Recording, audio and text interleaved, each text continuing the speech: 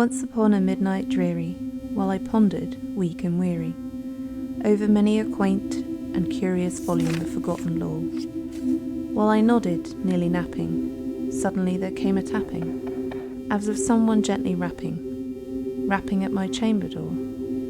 "'Tis some visitor," I muttered, tapping at my chamber door. Only this, and nothing more.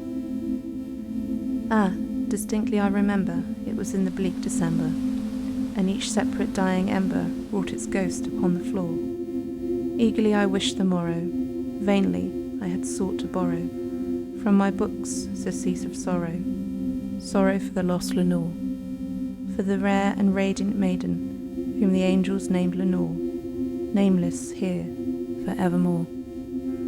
And the silken sad uncertain rustling of each purple curtain thrilled me, filled me with fantastic terrors never felt before, so that now, to still the beating of my heart, I stood repeating, "'Tis some visitor entreating entrance at my chamber door, some late visitor entreating entrance at my chamber door. This it is, and nothing more."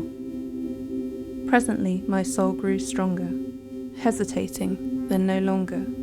"Sir," said I, "or madam, truly your forgiveness I implore, but the fact is, I was napping, and so gently you came rapping, and so faintly you came tapping at my chamber door, that I scarce was sure I heard you. Here I opened wide the door, darkness there, and nothing more.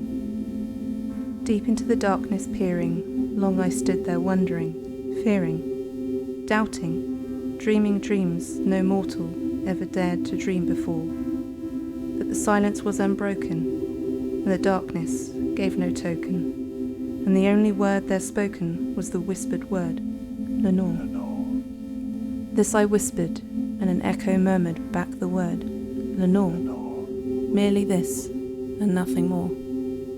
Back into the chamber turning, all my soul within me burning, soon I heard again a tapping, somewhat louder than before.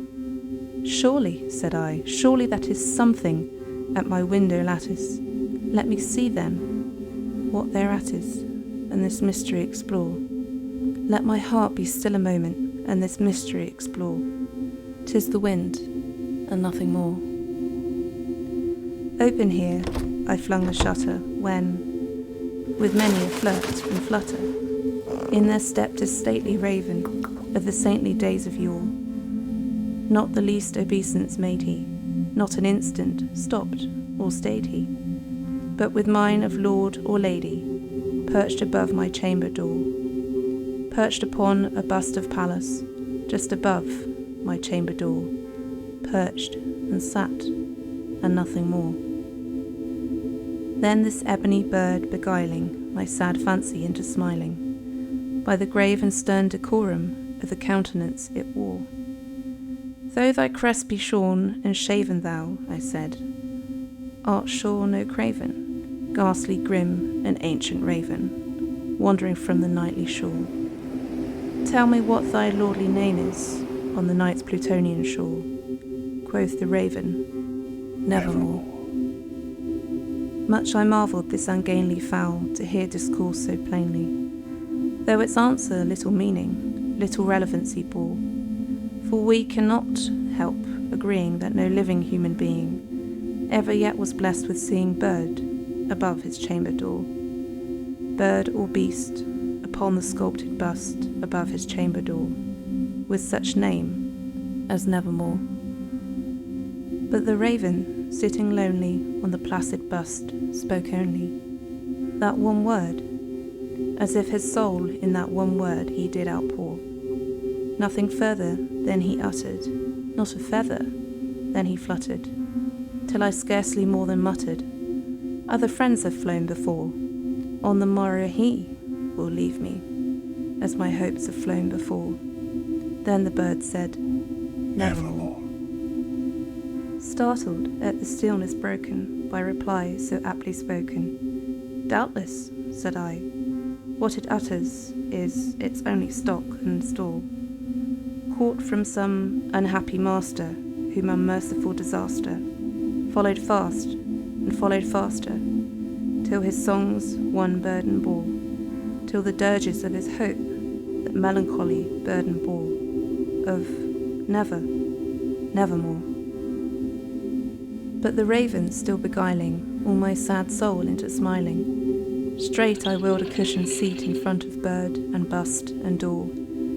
Then upon the velvet sinking, I betook myself to linking fancy unto fancy, thinking what this ominous bird of yore, what this grim, ungainly, ghastly, gaunt, and ominous bird of yore meant in croaking, nevermore. This I sat engaged in guessing, but no syllable expressing, to the fowl whose fiery eyes now burned into my bosom's core. This and more I sat divining, with my head at ease reclining, on the cushion's velvet lining that the lamplight gloated over, but whose velvet violet lining, with the lamplight gloating over, she shall press, nevermore. Then, methought, the air grew denser, perfumed from an unseen censer, swung by angels, whose faint footfalls tinkled on the tufted floor. Wretch! I cried, thy God hath lent thee, by these angels he hath sent thee, respite, and nepent from thy memories of Lenore. Quaff, oh quaff, this kind nepent, and forget this lost Lenore, quoth the raven, nevermore.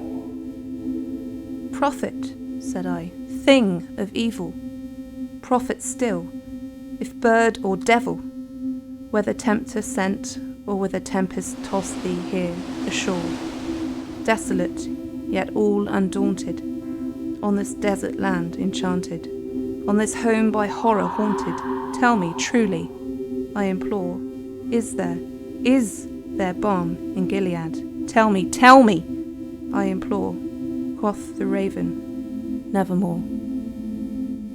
Prophet, said I, thing of evil, prophet still, if bird or devil, by that heaven that bends above us, by that God we both adore, tell the soul with sorrow laden, if within the distant Aidenn it shall clasp a sainted maiden whom the angels name Lenore, clasp a rare and radiant maiden whom the angels name Lenore, quoth the raven, nevermore.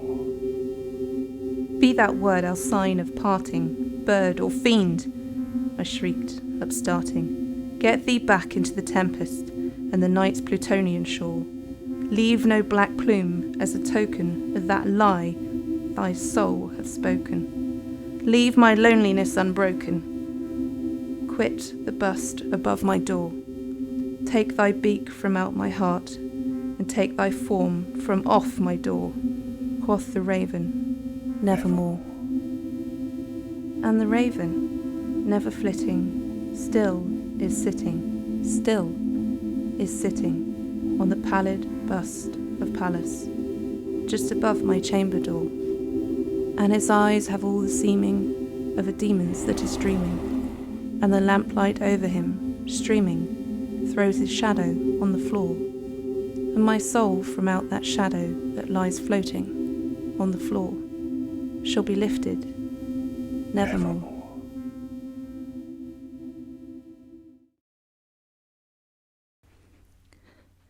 Thanks very much for listening. If you'd like to contact us or check out what we've been up to, you can find us on Twitter, Instagram, and Facebook.